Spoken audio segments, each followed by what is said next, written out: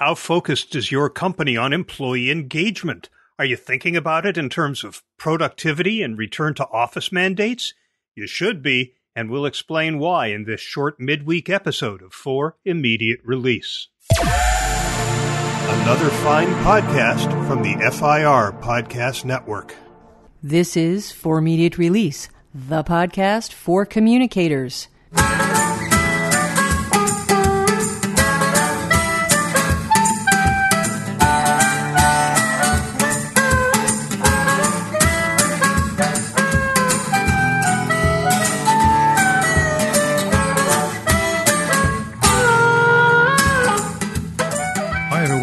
Welcome to episode 319 of For Immediate Release. I'm Neville Hobson.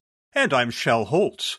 Anybody working in communications, and in particular employee communications, knows that the world of work has changed. We've had COVID, with a lot of employees being sent home to work. That created the need to establish and communicate policies and procedures about how to handle remote work, how teams and employees would engage with each other, how we'd communicate with employees. Mental health and employee wellness was factored into all of this. Here in the U.S., at the same time, we had a reckoning over race with the George Floyd murder, which got a lot of companies moving faster and with more determination on their diversity initiatives. Some companies started diversity initiatives if they didn't already have one. Then we started going back to the office or not, or we did again and we didn't again. Those policies seem to change every day. And communications departments were the ones dealing with all of this. And it has led to some impacts on engagement and productivity. We're going to dive into that. PR Week has an excellent article up online that dives into the fact that all of these changes to the world of work are here to stay, at least for the foreseeable future. This article quotes PwC U.S. Chief Strategy and Communications Officer J.C. LaPierre, saying that employee expectations about how, where, and when they work and how they connect with their purpose have changed. Quoting him, he says, "Companies that recognize this is the new way of the world and create the flexibility and personalization their employees need are the ones who will build trust with their people and weather this change." The article bolsters this claim with research from the University of Texas at Austin showing executives and managers are spending a ton more time face-to-face with employees, even if just virtually. There were 59% more remote meetings per employee in 2022 versus 2020. Now remember, 2020 is when we all got sent home. 2022 is when they started bringing people back. And nearly two-thirds of one-on-one meetings were spontaneous, according to that University of Texas research. What this means, ultimately, is that employee engagement has become a top priority for every CEO and every leader of teams. In fact, a lot of companies are focusing very heavily on engagement, and it had kind of fallen a little bit out of favor over time, but it has come roaring back, and this is particularly important right now because according to Gallup, even as all these companies are focused on engagement, we've seen the first annual decline in employee engagement in a decade. It fell from 36% of employees being engaged in 2020 to 34% in 2021. At the same time, the number of actively disengaged employees rose from 16% in 2021 to 18% in 2022. The ratio of engaged to actively disengaged workers in the U.S. is 1.8 to 1. That's down from 2.1 to 1 in 2021 and 2.6 to 1 in 2020. It's the lowest ratio of engaged to actively disengaged employees in America since 2013. It's a decade. The engagement elements that declined the most from 2019 to 2022 were clarity of expectations, connection to the mission or purpose of the company, opportunities to learn and grow, opportunities for employees to do what they do best, and feeling cared about at work. These are all elements over which communicators have a certain degree of influence, if, that is, they're able to counsel their leaders effectively, be listened to, and then take the right actions. there was also a 6-point decline in the percentage of employees who are extremely satisfied with their organization as a place to work, which fed into that whole quiet quitting thing. And in fact, productivity is also suffering. Government data on productivity from August of last year showed a sharp and unexpected drop in the first half of the year. Gallup released a survey revealing that as many as half of all Americans could be quiet quitters during that same period. Now, a lot of leaders attributed the drop in productivity and engagement to remote work. If you're not in the workplace where you're meeting with other people and having those spontaneous, serendipitous encounters with people and being part of a face-to-face community, well, of course, productivity and engagement are going to drop.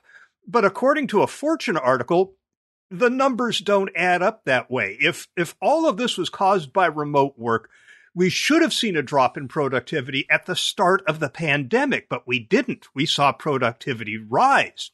We should also have seen productivity rise when workers started coming back to the office. That's when productivity started slumping.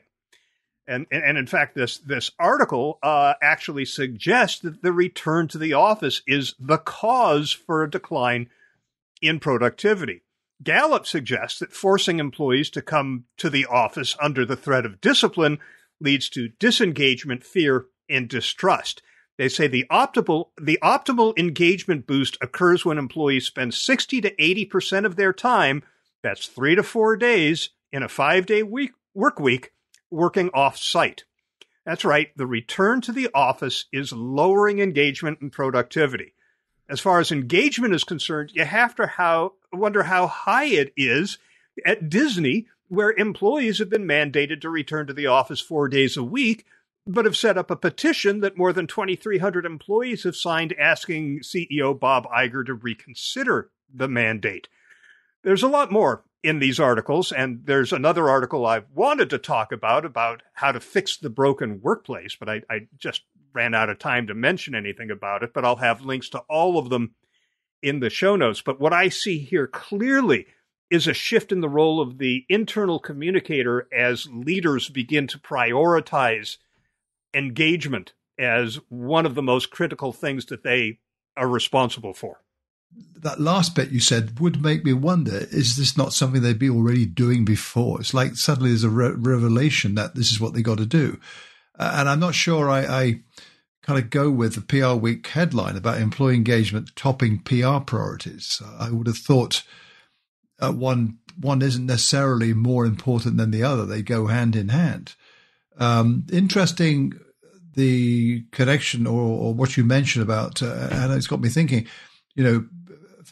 return to the office lessens engagement. Yet we're seeing everywhere, certainly here in the UK, big enterprises mostly, putting in place plans that embrace return to the office, to the workplace. How does that fit with experiments like 4-day weeks that was concluded here in the UK recently, quite a big one? And all the findings I'm reading in the last 2 days in particular say that all the feedback, literally it's like 90+% for everyone, to say we continue doing this. So basically, employees work 4 days a week, not 5, of which a large part's in the workplace, but that's not like part of the reason for doing it. It's the locations, where is the best place to be effective to deliver what you're going to promise to deliver for doing 4 days work a week and getting paid for 5 days work a week.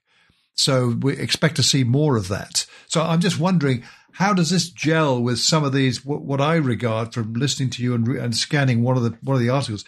This is based on what I call pre-2020 thinking.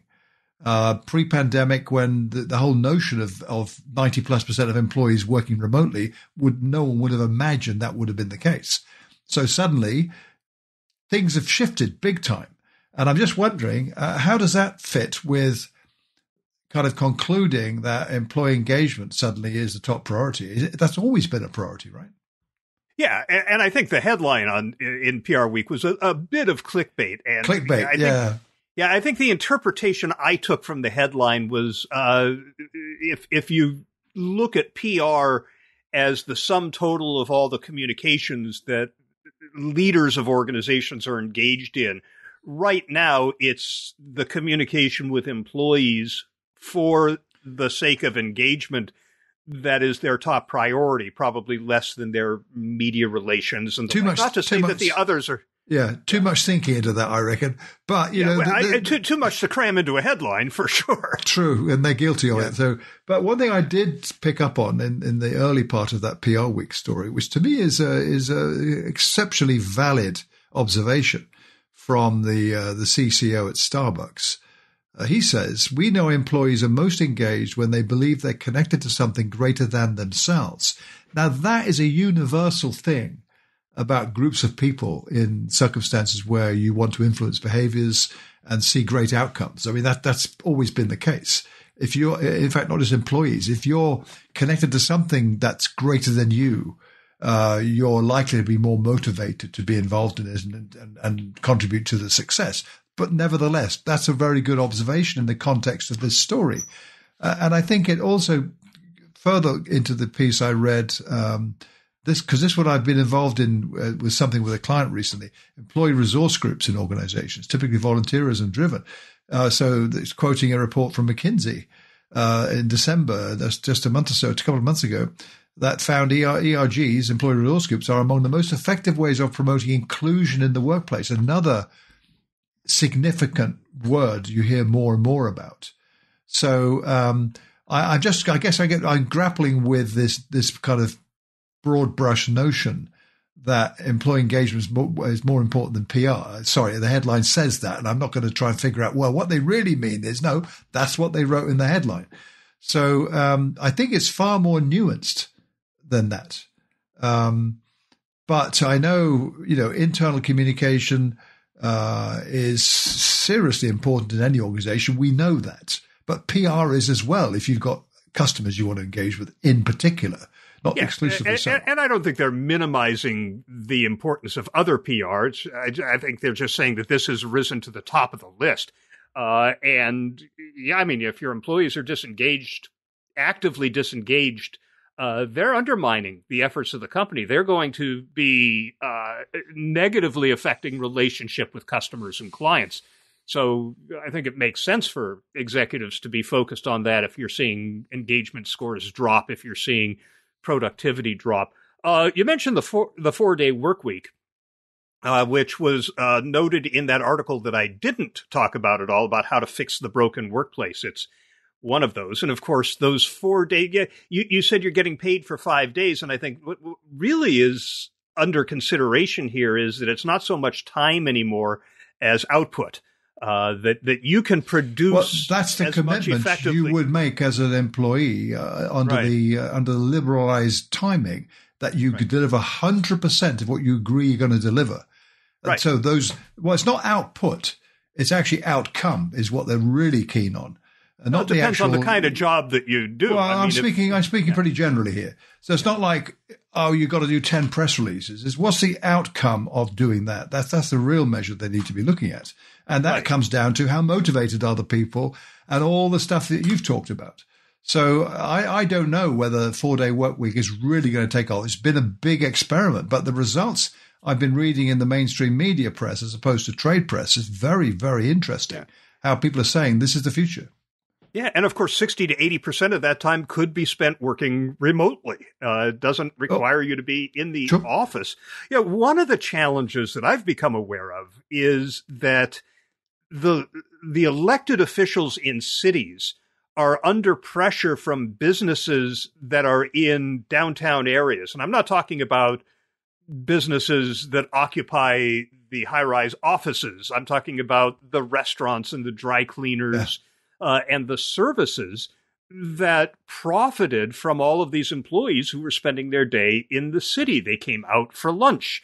They brought their dry cleaning in and picked it up dire straits because it isn't happening anymore. Yeah, exactly. And so city leaders are pressuring businesses to bring their employees back in order to provide the business base for all of these cafes and small businesses.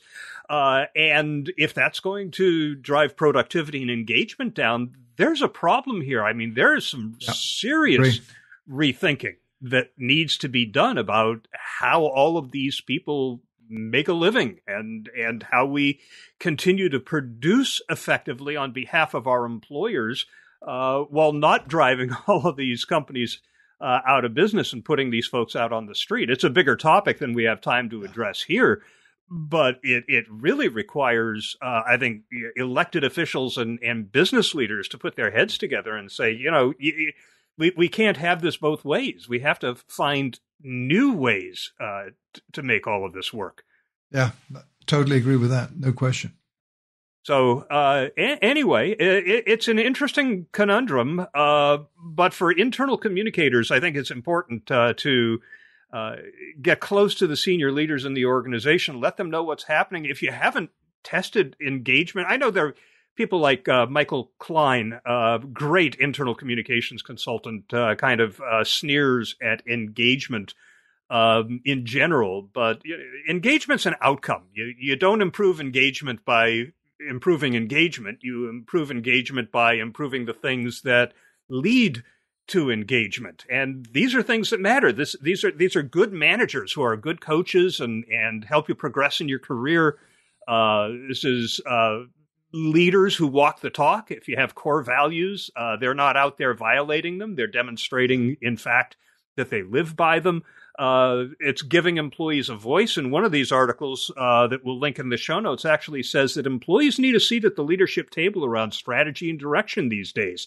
That's a big change. I don't know how many companies are prepared to have representatives of the front line sitting at the executive table where strategic decisions are being made. So another call to have a seat at the table for communicators. We talked about this recently. No, this isn't for communicators. This is for the frontline employee. I mean, frontline employees. Okay. Yeah, but the employee voice is a critical element. Who's doing listening on behalf of the organization? Well, in most cases, it's the communication function and HR in a lot of instances. So a lot here for internal communicators to think about. This could probably occupy an entire book. Yeah. But I think that's enough for today. So let's make that a 30 for this episode of For Immediate Release.